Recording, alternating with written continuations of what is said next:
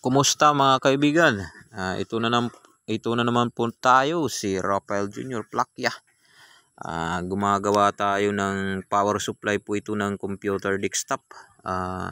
Mga kaibigan, ang una ko po itong ginawa ay tinignan ko po yung fuse niya mga kaibigan. Ayun, putok po yung fuse niya. Pero malinis po yung pagka ano niya, putok ng fuse, hindi siya maitim mga kaibigan. Kaya pag ganyan mga kaibigan, pwede papalitan lang po natin ng fuse din. Dapat kaparehas lang din po na fuse.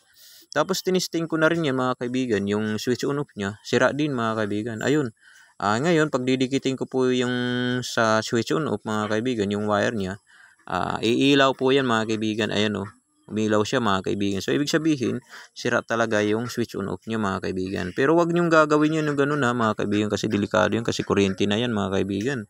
Para sa mga ano lang yan, medyo expert mga kaibigan. Ingat-ingat po tayo kung tayo magdi-DIY. Ingat po tayo sa kuryente mga kaibigan. Ayun na, may switch on off na tayo na nabili. Kakabit na po natin mga kaibigan.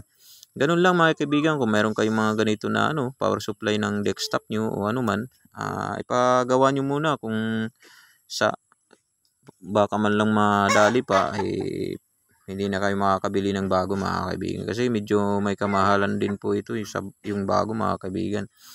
Ganun lang mga kaibigan. So takpan na po natin mga kaibigan yung power supply na ito.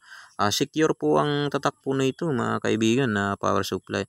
Ganun lang mga kaibigan. Ngayon ay lagyan na po natin ng screw para kung mahulog man ay safety lang po siya mga kaibigan. Ganun lang. Ito na po siya mga kaibigan.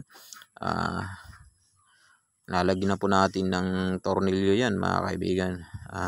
Tapos testing na po natin mga kaibigan. Saksak na po natin mga kaibigan. Ganun lang mga kaibigan. Ingat-ingat po tayo dyan mga kaibigan. Okay, maraming salamat.